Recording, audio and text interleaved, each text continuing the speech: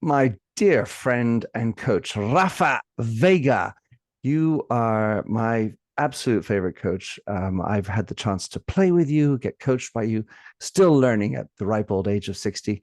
You are currently ranked number 2 in Britain under the LTA rating system. You have been number 1. Congratulate that. You have had a lot of success in lots of tournaments, and you have such a way about you. But Rafa, in your own words, who is Rafa Vega? Hello, Minter. It's a pleasure to be here today. Thank you for having me. So currently I am working in Harbour Club Chelsea, and as you know, I've been working also in some paddle events such Hexagon Cup, and I'm currently also playing around the UK in the main circuits here, some FIP tournaments as well, while trying to be a bit more involved on the paddle event sites. So, Rafa, you came to paddle at the age of 15, but you're not a pure player. You came from tennis. So talk us through your movement. So while you started, I mean, you were a very competitive tennis player, well up until, let's say, the late teens. You'll tell us more. And then you picked up paddle when you were 15. So talk us about how you got into paddle and when you transitioned basically from Yeah. tennis to paddle. So basically, I've been playing tennis since I was like 6 years old, and I've been playing all the way through until uni. When I finished uni, I stopped playing, and I've been always playing paddle with my friends just for fun since I was like 15 years old. Uh, I wasn't combining like paddle and tennis while competing because it was a mix that I didn't like it too much. So just when I didn't have tournaments, I used to play paddle with my friends. And then in 2018, where it was when I moved here to London, like in order to improve my English and everything, uh, the club that I was working in Bishop Park, Roxlane Bishop Park, Oh, yeah.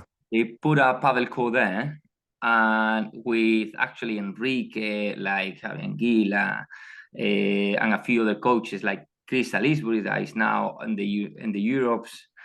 We were playing for fun, and this all paddle wave like started to happen, and I've been playing since 2018 way more paddle than tennis for sure.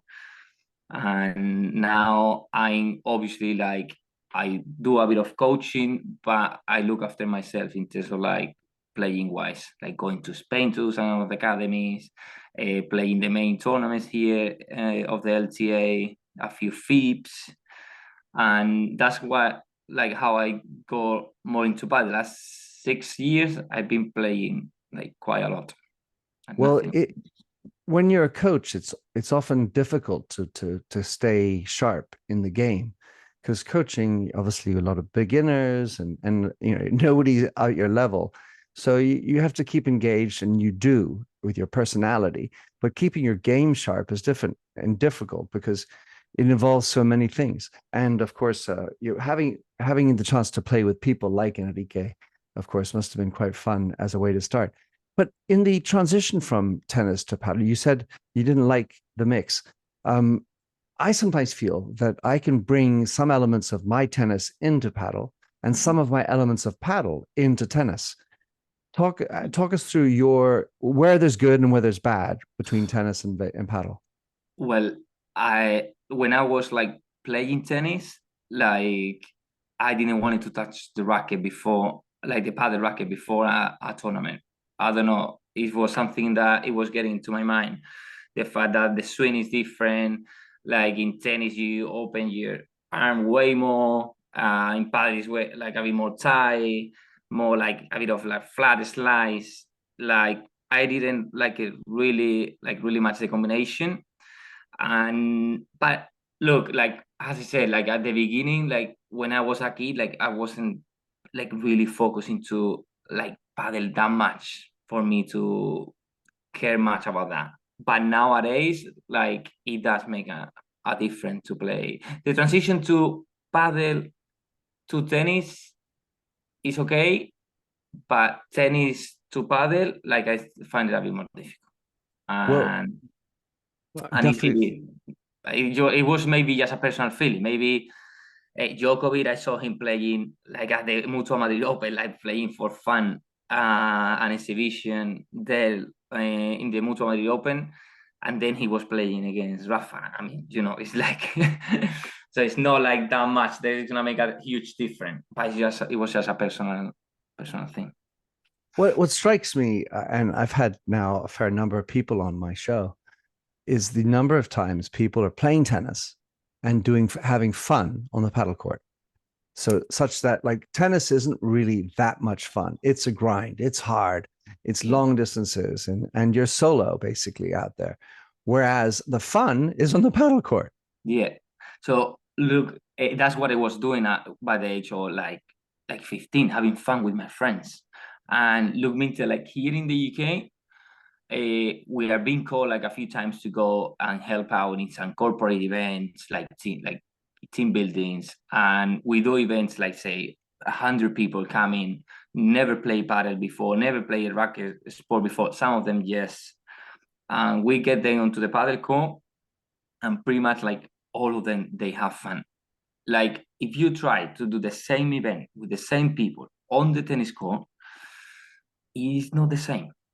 Like the fact of picking up the paddle racket, like explaining a bit the rules, like what is in, what is out, like if the ball hit straight, if you look at them, always like something like funny happen.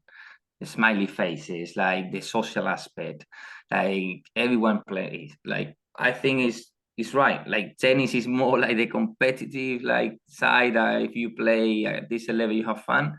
But if you don't have like the level, you're gonna struggle a bit more. But still, you're gonna have the fun, of course. I wonder if that sort of there's a singular element that makes it more fun. It's how many times you screw up the easy shots. In paddle, you mean? Yeah. It's like it's funny because like there are so many times that you see like, oh, I'm gonna kill this one, and you really don't kill it. Especially coming from tennis to paddle. Like in tennis, like how many volleys like you're gonna do on a tennis point now? No more than 2, 3. You can finish the Right. point. But here you are all the time like hitting kind of like And volleys back and and start back. and back. Yeah, and then you look like it's like an easy one. Oh, I'm gonna kill this one. Boom, straight to the glass. Like yesterday, we're playing a tournament here in the UK. I smashed one ball to the glass like straight that I do 100 and I don't miss it. But that time, you miss. It's true. Like easy balls and boom, like you miss. Yeah. But it's fun. Make it fun as well. Like to see that kind of points. 100%. And it just makes you giggle and it reminds you to be humble Yeah. because we can all screw up.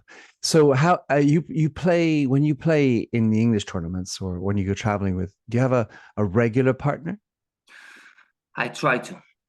I try to have a regular partner, but being honest, like we all been like struggling a bit finding the right partner. I think the only ones probably that they are more a bit together is Chris and Alfonso Pataccio, Uh, and I've been playing a lot. Like well, the last two players has been like Sam McNeil and Louis Harris. They are been the more like okay. I've been playing with them quite a lot. and you play on the right when you play with Louis, for example. With Louis for sure. Well, we started like playing the first two. I was on the left, and then the third one in Guernsey, I play myself on the right. You know how you sometimes you meet up, hey, you want to be left or right? Oh, I don't care. And I played yesterday with a friend, and I sort of said I thought I should play left with this guy. I played on the left, and we won.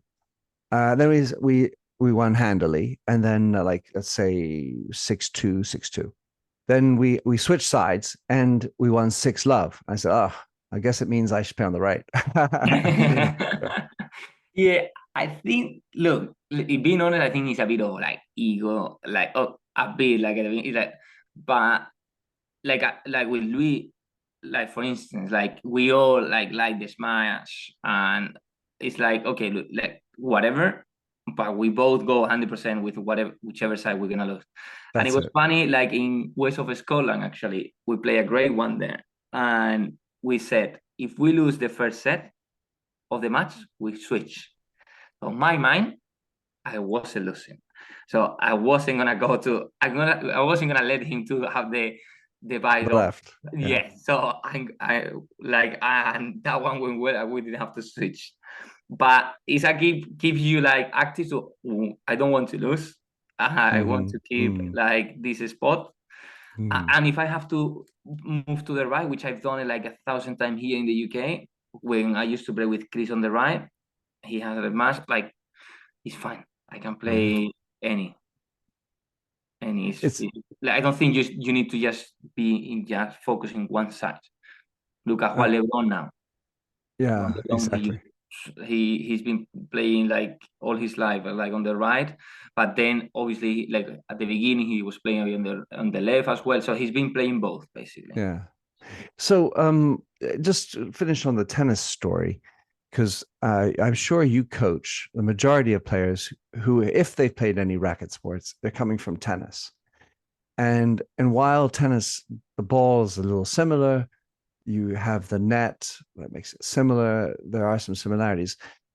What sort of insights do you have about moving from tennis to paddle? If you really want to sort of improve in paddle, coming from tennis, whatever level you were at and where you want to go, what Yeah. insights do you have for tennis players to really convert?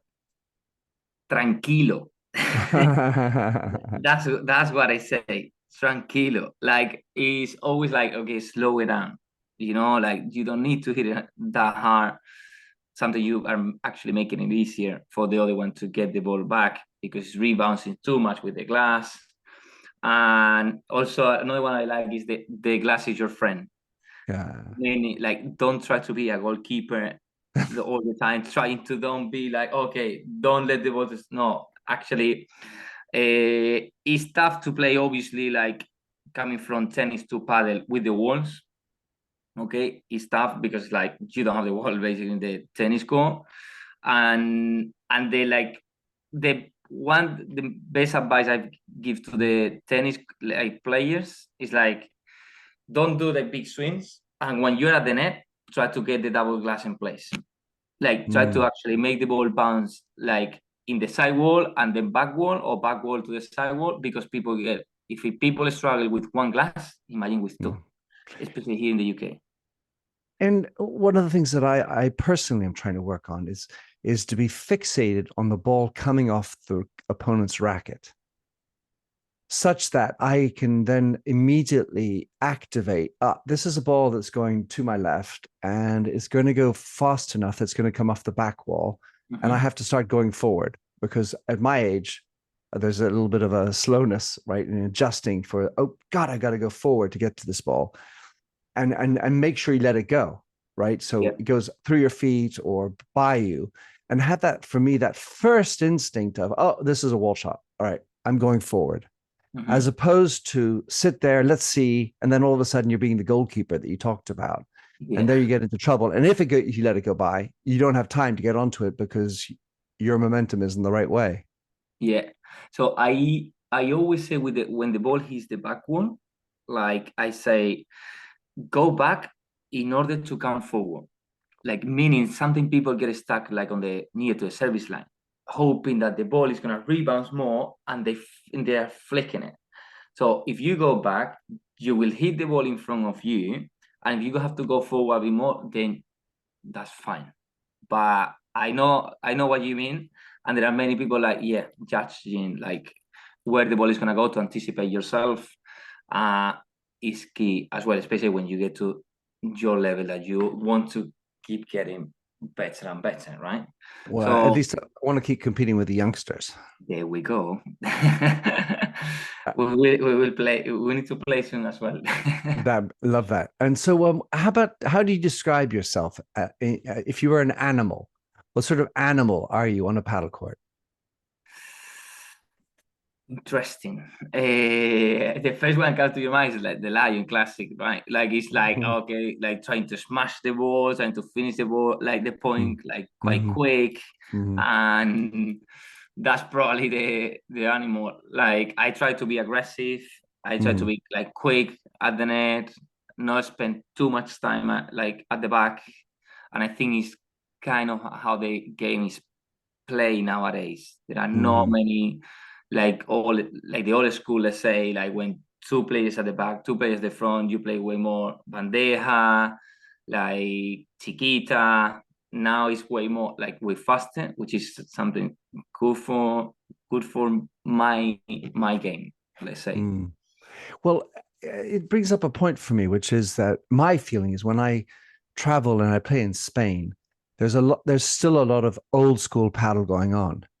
What I see in Britain in particular is mostly tennis players, very accomplished tennis players, coming into paddle and bringing, I think, the aggression from tennis into paddle. Dominate the net, good hard volleys all the time, big smashes, and there's less that tranquilo, less that patience I see than I see in all my Spanish friends in Spain. Yeah, so it's interesting, right? Like yesterday, we were playing a tournament here in London, and there was a guy from Spain. He's called Martin Piñeiro. Like probably many of the Spanish like people they know him because he's playing against the best in the world. So we were playing against him, and the way on how he was making the winners, it was by like looking after the ball in terms of like, okay, with the slice, with the more like the víbora, like staying a bit more at the back, which is like what you're saying, like the Oh, space, like it is still like the people play that game, like the okay up down, especially thing. The older you get, I think more that you actually do because your fitness obviously that doesn't require you. But then you go to the other side and you go to Chingoto Galan against Tapia and Coelho, and let's see how long the point lasts because they are all the time like looking Chiquita coming in, volley against volley. So I get both sides. well, there was a computer. There is a computer company that has been looking at trying to get more statistics on how long are the average points, for example. And Mhm. the team is called Dartfish, and they have that technology that they were counting the average number of points in the men's tour and the women's tour. And Mhm. women tend to have 1 second longer average rallies. And what you're saying, it sounds like, especially when you start looking at how Chingalan are playing and so on, that there may be a lowering of the number of exchanges on a Yeah, court. it obviously depends of where are you playing, like Mm. how fast is the call, like altitude, like it depends of many things. If you go to, I think there was a tournament in Mexico, like 2 years ago or something like that, that the points were lasting like they were like 3 minutes. Tooth. Oh, Yeah, wow. yeah, like so long. So it depends a lot of like how fast are the courts and everything. But lately, like the last tournaments that they've been played, is like not every player, obviously, not everyone is Chingoto, Galan, and Tapecoello, obviously. But I think the game is played quite quick. Mm. Like obviously, it's something you need to be more at the back and everything. But Sanjo, for instance, he was saying like they need to do something with the rules. Like they need to do like I don't know, extend the courts or put 1 more meter up. But he was saying that if he one day he becomes a coach, he will. He will say like, okay, I will teach my student like to feed the lob and then go in because In. yeah, internet Yeah, because like the bloqueo. game is played like, and obviously for Sancho is not ideal how the game is played nowadays. His Yeah, game he's way more like Obibora, like like he likes more the mm, long rallies. I think as so. do I. Yeah, Yeah. And it will be interesting to follow how and when they do those changes. I spoke with, of course, as you know, Enrique Buenaventura. And by the way, we were talking just now about Sancho Gutierrez, for those who don't know exactly, but where Enrique and the team, you at Hexagon decided to have a slower pace environment, even though it was in Madrid. And it was a conscious decision to have slower. And maybe having this conscious decision of slower paddle courts, especially when it's hot, maybe you can change the ball pressure. Maybe you can, I mean, you can't exactly change the weather if you don't have any other options. Yeah, yeah, yeah. But let's talk to me about the Hexagon Cup and your involvement and what did you think about that experience? Well, like being honest with you, Minter, it was one of the best experience I ever had as a I love work. it. Mm. Like, so obviously I knew Enrique since day one that I came here in the UK. Like we were always, like as I said, playing at Bishop Park, and he was always saying, "Hey Rafa, like I'm gonna do something. I'm gonna do something with Padel. Classic. I give you mine." And then last December, like he told me, like, okay, Rafa, I think like now is like the time come to Cannonball. Like it's happening. I think it's a uh, great experience for you because in the end is what I always wanted, right? And me personally, he's always been guiding me like on the right way, like advising me.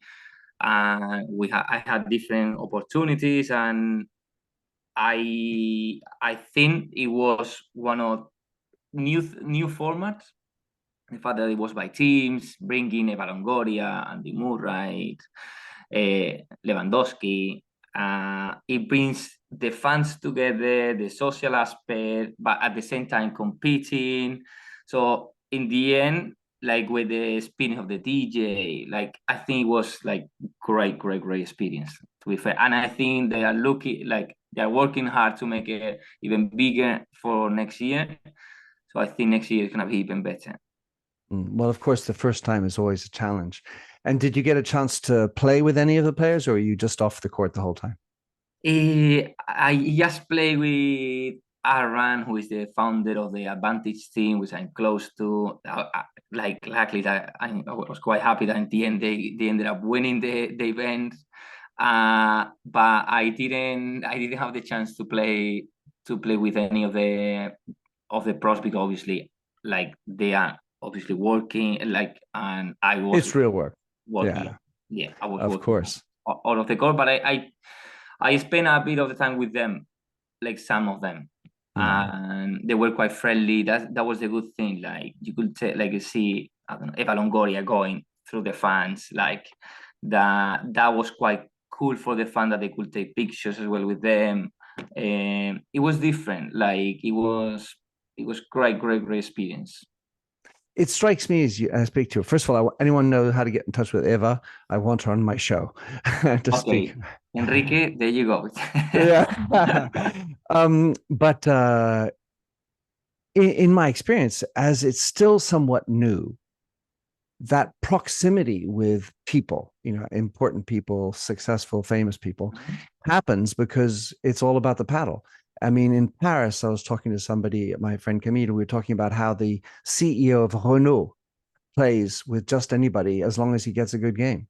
And so you can mix it up with, people because it's all about the paddle. Yeah, like Minte, like if I would tell my friend that I was gonna 2 years ago that I was gonna play in the same court with John Terry or with Nicolas Latifi or Jimmy Anderson, which I didn't know who he was, to be fair. The bowler of cricket. Exactly. Yeah. Like we did an event in Harlingen. Like I had the chance to play the exhibition match with him. Such a legend. And this is what I mean. Like Padel puts everyone like at the same level. Doesn't matter who are you playing with or Mm. against. That is like it's great fun. It's really social. I think that's why one of the main things is why every like it's one of the fastest growing sport in the world right now, right?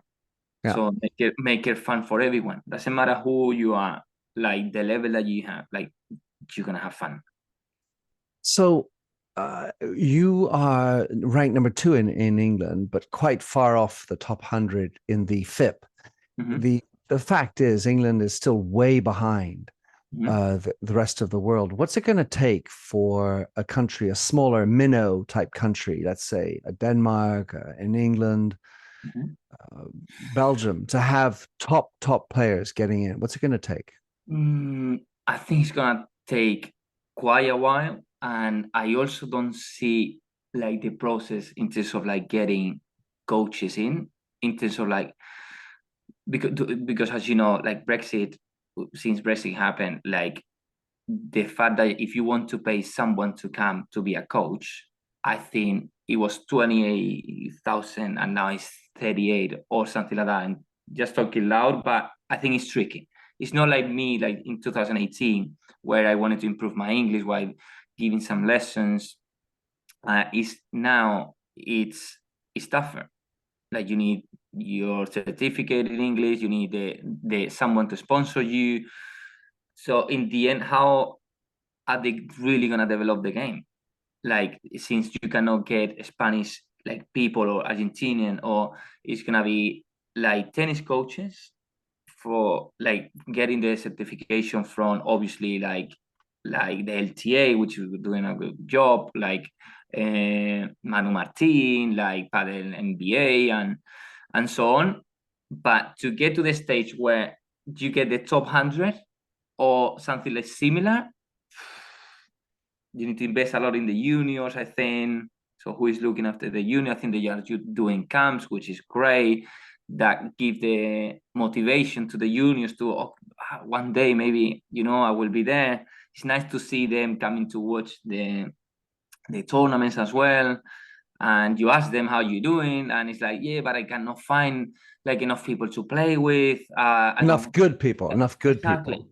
or even just to go and play, right? Like in Spain, you could see a lot of people like look okay, going to the clubs and just hitting against the wall, right?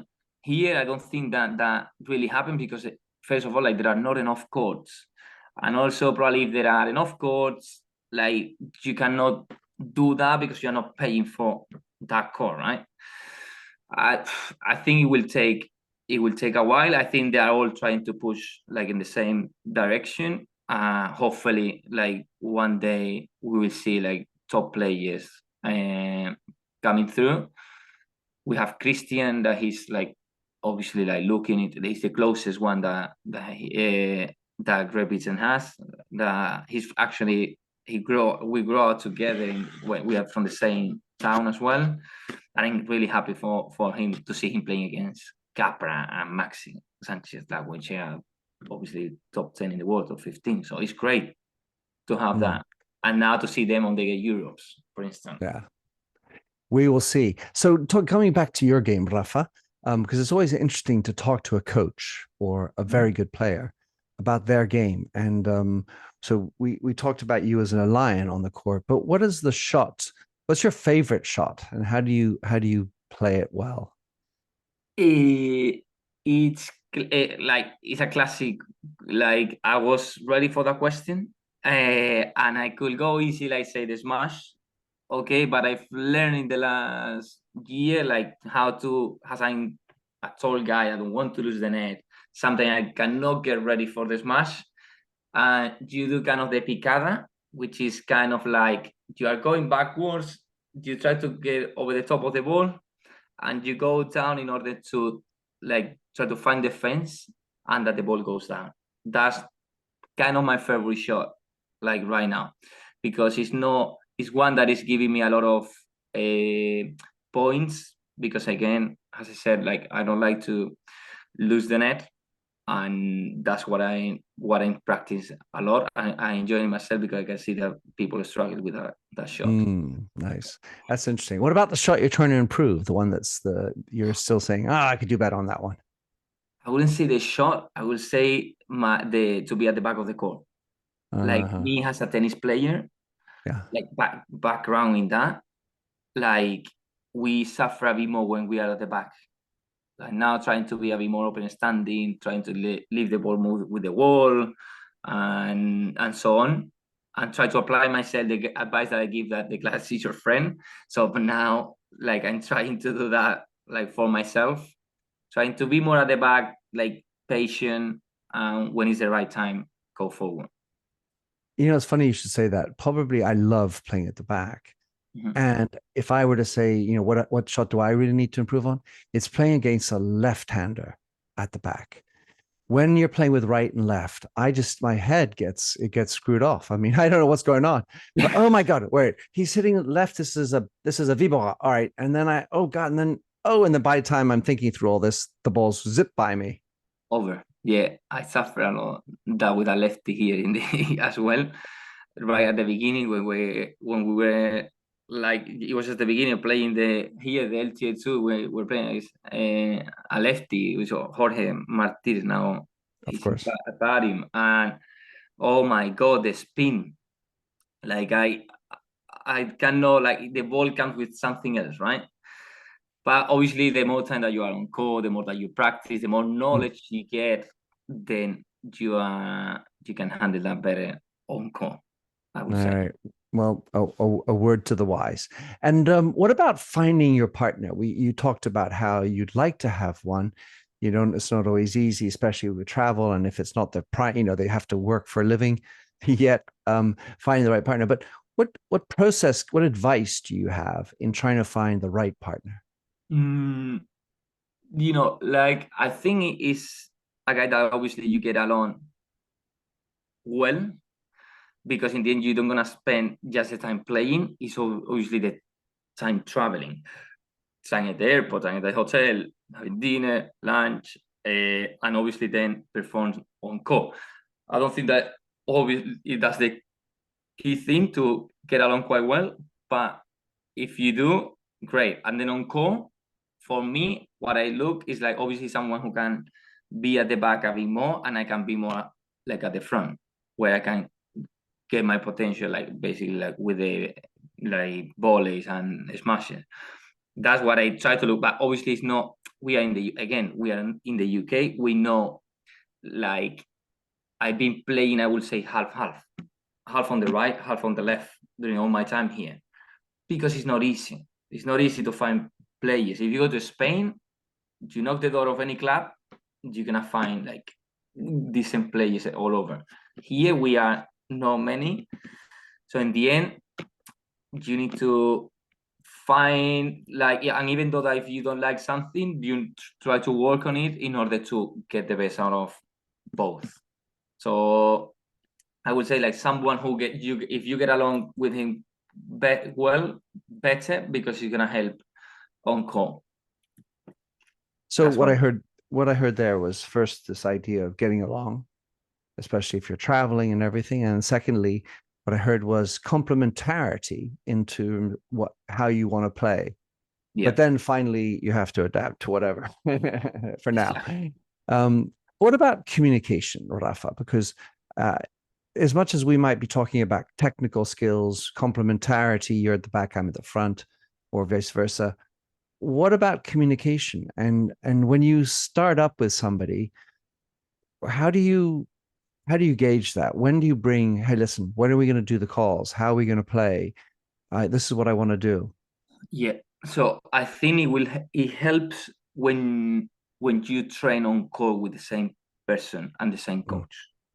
So you know, okay, if he's playing the ball to here, like I should be playing to the other side. So communication is like okay, you need to have like a plan A, plan B. Like okay, if the plan A doesn't work, okay, go to the other one. But it's important, as you said, communication, body language. Like don't like even if we miss, okay, let's try to make it work.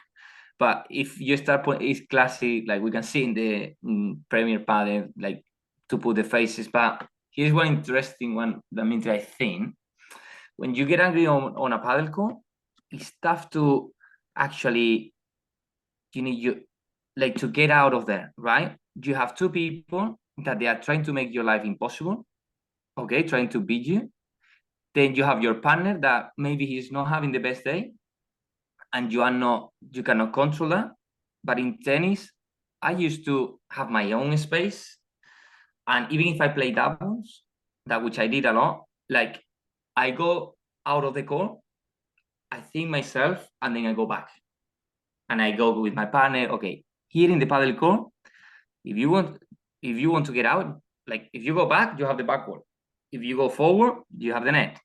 If you go to the side, you have your partner that you don't want even to, at that moment, you don't want even to look at, like, not look at him back. You don't want to, it's not the moment, yeah, give me a bit of a space. So it's normal, I think, that sometimes it's like, ah, like come on. So like some players in the tour that you see that, oh, he's putting the face, okay, and what, like it's like, it's normal. It's like like a little jail, right? Like it's tough. You have the net there, the opponents making the points, like make it difficult for you. So what you said, communication, so important. Like All right, really, let's take the example of your partner had an easy volley yeah, and hits it in the top of the net. yeah, What sort of communication should you be having at that point? Oh, don't worry, or no problem, or not a big deal, or fucking hell. yeah. It depends obviously on the, like at the moment of the match that you are on, if it's on a tiebreak and it's not. But I always try to be positive. I keep trying. Okay, keep going. Next point. So that's, to look back is not gonna help you. To put an excuse is not gonna help you. Like, look what is ahead. We've lost the first set. There was an easy shot. We had match points, or whatever. We had the match already. Doesn't matter. Like, keep going. Like, we keep trying our best. If we lose, like what can we do? But give yourself opportunity, but don't put, like, with the mindset. This is obviously, I always been inspired by, obviously, like the big, like Rafa Nadal.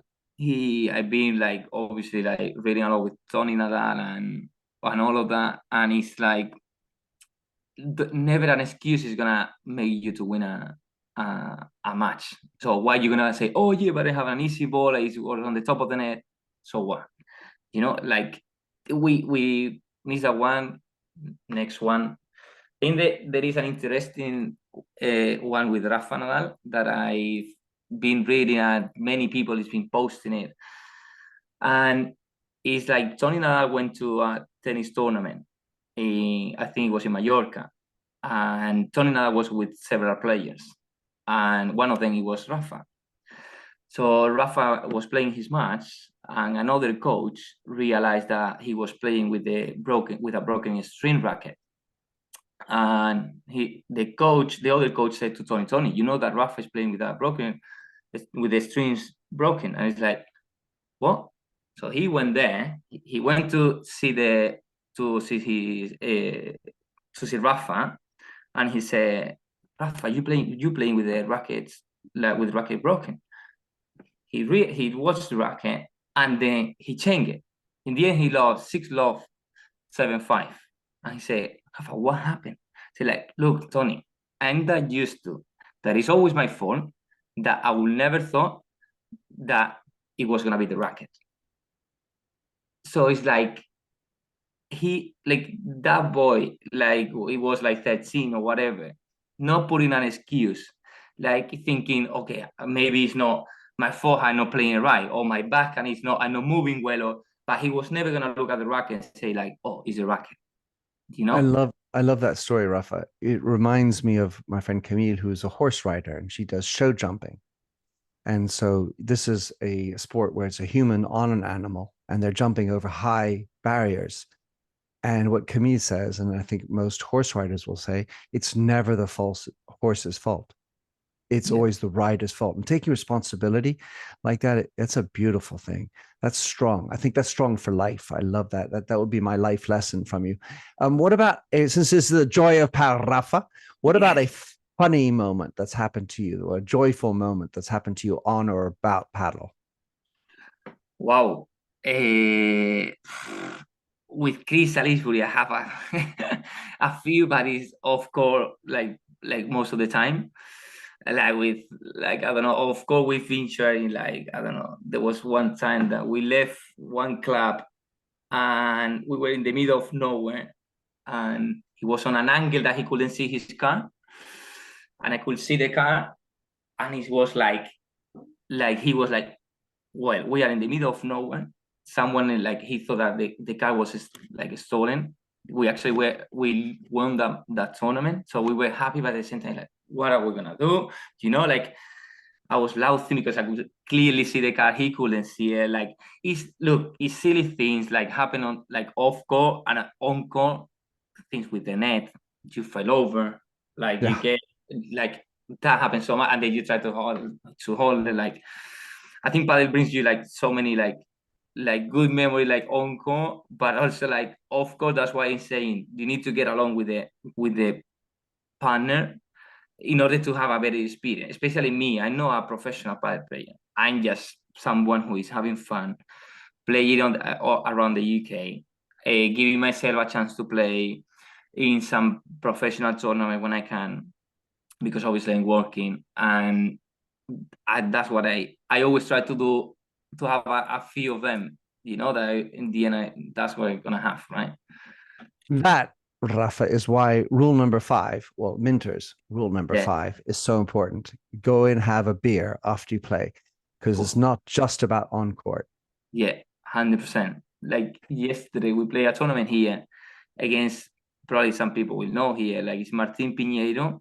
He has played with absolutely everyone, like LeBron, Tapia, Paquito, and so we finished the match, and like we were having like such a nice time, 4 hours, like we were at the pub, which is a classic thing here. Like, and he was like saying like so many issues that he had in Argentina. Oh, and for us it's like, oh, and how is this player? How is that player? Or so it's good. It's good to always have a beer like after the All right. match.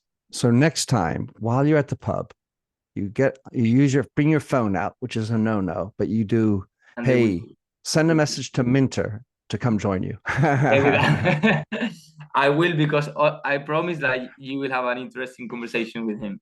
I bet I will. Rafa, thank you so much for coming on. I look forward to playing with you some more. I look forward to following you in your continued success and hopefully even get to go to Hexagon with you, or at least, see you in action down there. Great. Thank you so much, Minter. Been a pleasure. Thank you.